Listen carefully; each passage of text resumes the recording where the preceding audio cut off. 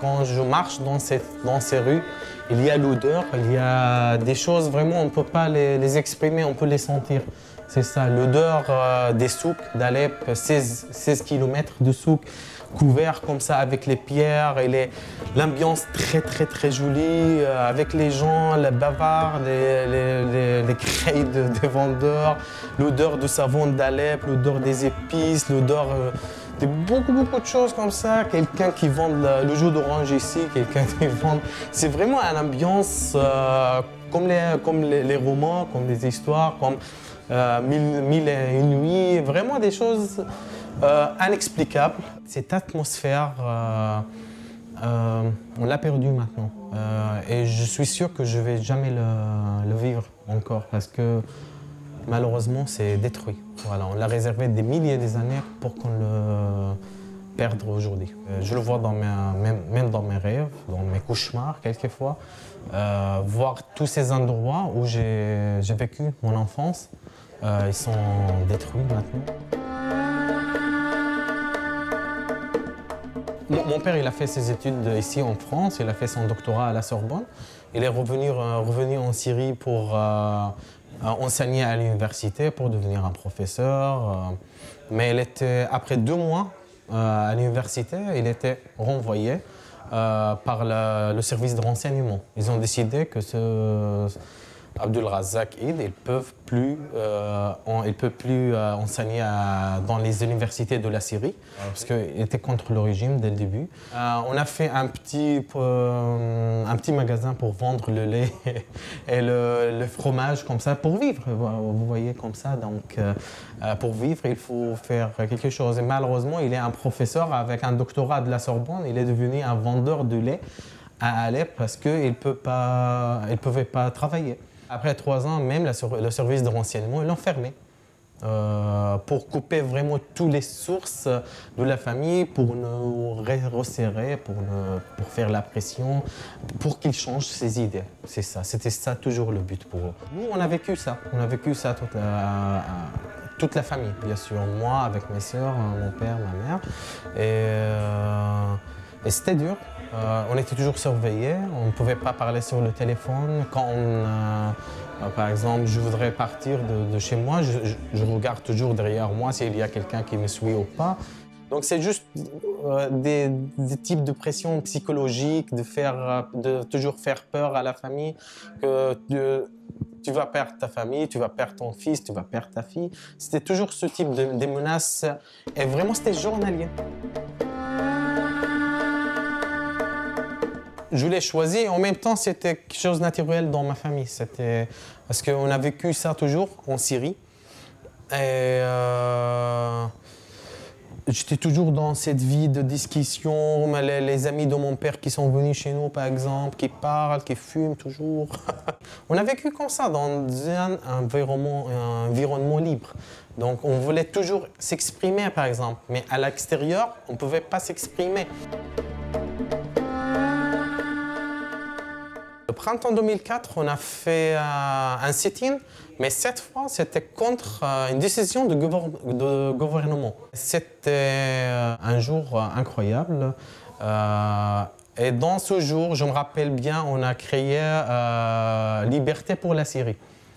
On a dit Syrie est libre. Et vraiment, ce petit mouvement, il est devenu après le noyau pour la révolution. En Syrie, dans les universités, c'est interdit totalement de faire n'importe quel type de mouvement politique. C'est interdit. Et si on commence n'importe quel type de mouvement, les étudiants ils sont soit renvoyés, soit emprisonnés. Et la dernière chose pour moi, par exemple, c'était en 2004, quand j'étais renvoyé de l'université, pour les idées de mon père. Ils m'ont donné des 0 dans mes cours. Le chef de la faculté, il a regardé mon père comme ça, il lui a dit votre fils, il n'a pas de chance parce que je suis son fils.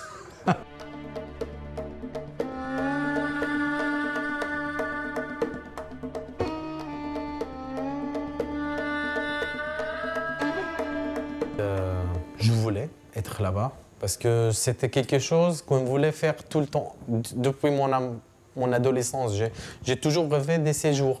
Et j'étais vraiment jaloux Parce que j'étais en France et j'ai vu mes amis là-bas manifester, crier dans les rues, chanter, danser dans les rues comme ça. Donc c'était vraiment une ambiance incroyable. J'ai jamais imaginé que il y aurait un jour où je vois la Syrie comme ça. Donc oui, j'étais heureux de voir ça et en même temps j'étais jaloux et j'étais triste parce que je n'étais pas là-bas. En même temps, je savais que c'était impossible d'aller en Syrie pour moi. Et comme un Syrien, il faut que j'aille et je parle, je dis, oui, on a des massacres, on a des gens qui étaient tués, on a des gens qui étaient massacrés, tout ça, emprisonnés. On a organisé beaucoup de manifs à Paris. Moi, j'ai fait la photographie, donc ça, c'est mon hobby. Donc, je fais la photographie. J'étais moi le seul photographe à l'époque, donc j'ai pris toujours les photos. J'ai un archive maintenant de 3 ans et demi des manifs à Paris. Il y a plusieurs associations qui étaient créées à l'époque. Donc, on a fait comme cette comité pour vraiment être comme un parapluie pour toutes ces associations. On a décidé sur Internet, on a dit on va faire ça partout dans le monde. On va dire ça c'est le jour de colère des Syriens. À l'époque, il n'y avait pas de décision de dire oui pour le chute du régime, de dégager Bachar Assad. Nous, ici, on a eu la tête un peu chaude. On a dit non, on va dire dégager Bachar. Ben Ali, il est dégagé, il a dégagé. Moubarak, il va dégager. Bachar, il doit dégager. Voilà, c'est fini. C'est fini dans le monde arabe. On avait beaucoup d'espoir que vraiment, c'est le printemps, ça va changer tout. On a dit exactement comme ça. La Tunisie hier, aujourd'hui l'Égypte, demain la Syrie. Parce que c'était clair. Si vraiment il y avait un pays arabe qui doit révolter, c'est pas la Tunisie, c'est pas l'Égypte, c'est la Syrie. Je pense toujours rentrer en Syrie, mais quelle Syrie? C'est ça la question. Quelles circonstances? Je connais bien maintenant Alep, c'est plus la ville que je connais. Mon quartier, au moins, il n'est plus là. J'ai vu une vidéo, il y a beaucoup de bâtiments qui sont tombés, détruits. Même notre bâtiment, il est moitié détruit. Donc, si je rentre, pourquoi? Qu'est-ce que je vais faire? Quand? 10 ans? 20 ans? Et vraiment, c'est un pays en train de mourir. Quand on voit les choses comme c'est de rôle en Syrie, vraiment, il n'y a pas de futur. Et ça fait peur, ça fait peur. C'est très triste pour moi, ça me tue à l'intérieur. Et je vois ça dans mes rêves. Honnêtement, je vois ça dans mes rêves, dans mes cauchemars. Je vois des choses incroyables quelquefois. Et je voudrais rentrer en Syrie, oui.